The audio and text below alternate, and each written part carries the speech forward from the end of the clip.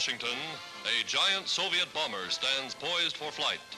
Her passenger, Soviet Commissar Molotov. He came for a week of conferences with President Roosevelt.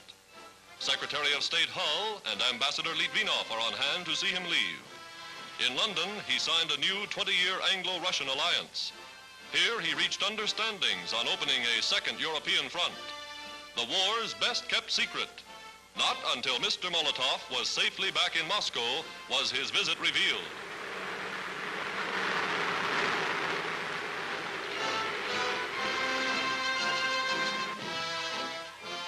Secretary Hull and Mr. Litvinov signed the protocol, promising ever-increasing supplies to Russia. A new working agreement between two of the greatest nations in the world.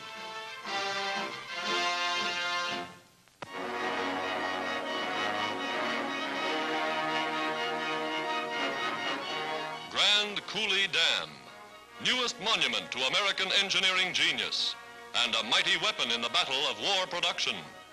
Today, the giant power plants, biggest in the world, begin to hum as for the first time the spillways begin to flow. A waterfall higher than Niagara, 1.5 million gallons every second.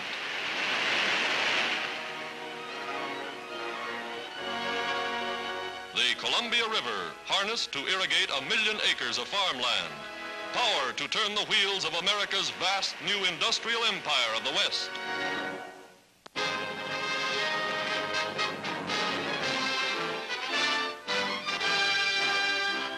At the White House, a Marine Guard of Honor for George II, King of Greece. Arriving by clipper from Cairo, he's welcomed to Washington by President and Mrs. Roosevelt.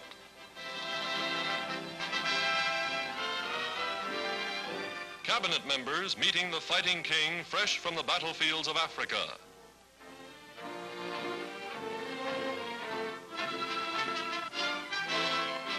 He faces a barrage of cameras as calmly as he faced the foe. The world will never forget his nation's heroic resistance, nor His Majesty's gallant stand. Today, he seeks war supplies for Greek forces still fighting as United Nations allies.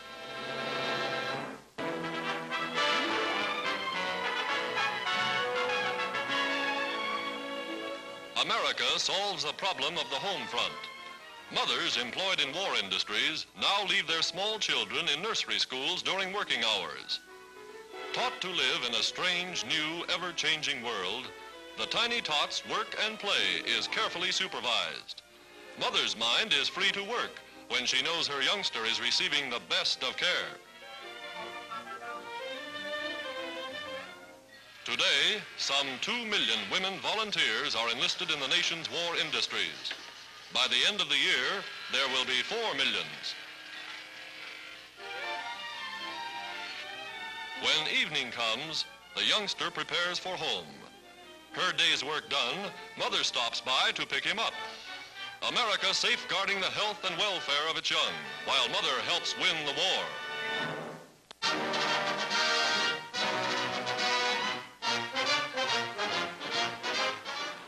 The Ferry Command in action.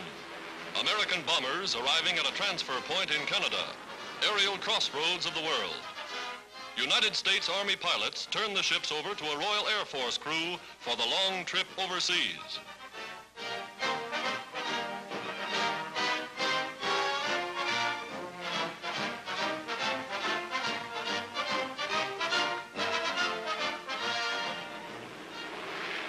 Down the runway, outward bound.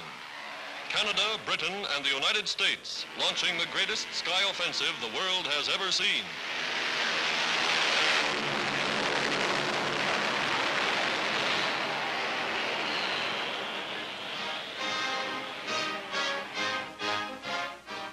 A new technique in glider tactics of air invasion. The Army Signal Corps conducting the experiments. A rope is rigged for the oncoming plane to catch.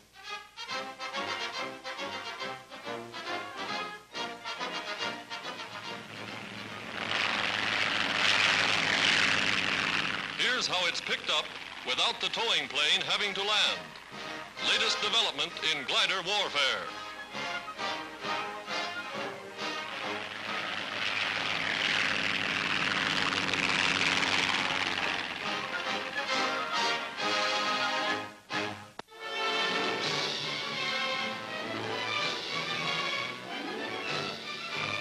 America, land of abundance, learns to mobilize its waste, to save its scrap, to provide more metals for war. Tin cans, collected in one citywide salvage drive, total more than 1 million pounds. A 55-carload contribution to the United Nations war effort. When processed, these cans will provide 11,000 pounds of pure tin, thousands of pounds of copper, both vital metals in the production of armament.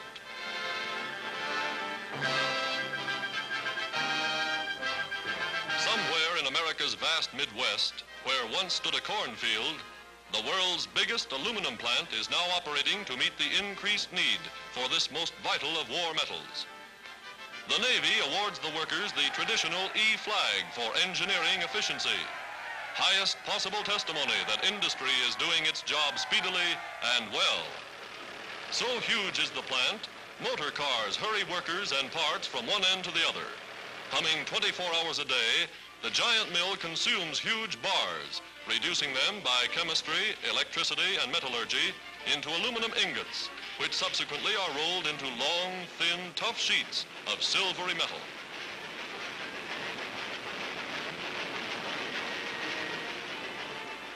A mile of aluminum for the bodies, the wings, the motors of planes, geared to produce 1.5 billion pounds a year for military requirements alone. South America now sends 75% of the bauxite ore from which this 20th century metal is made. When it comes to getting things done quickly, American industry stands supreme. America is winning the battle of production.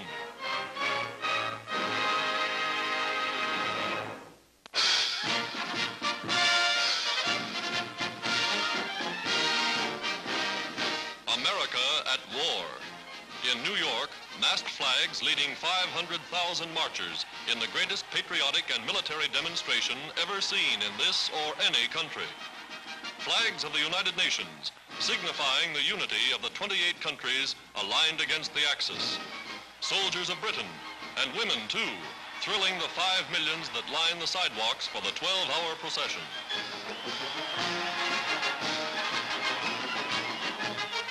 Princess Martha of Norway taking the salute as doughty British sailors swing down Fifth Avenue. The King of Greece, Philippine President Manuel Quezon, a nation anxious to reveal its ever-increasing strength.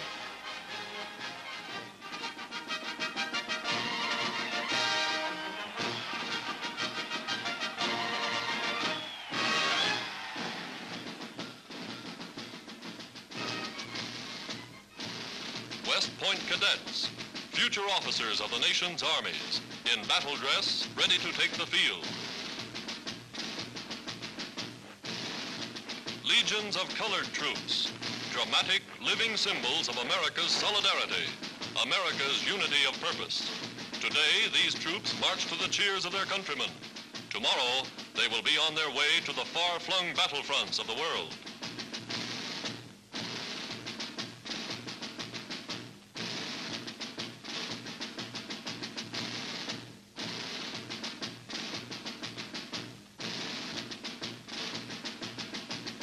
Tanks, mechanized equipment, to give New Yorkers a sample of the weapons it takes to fight a modern war.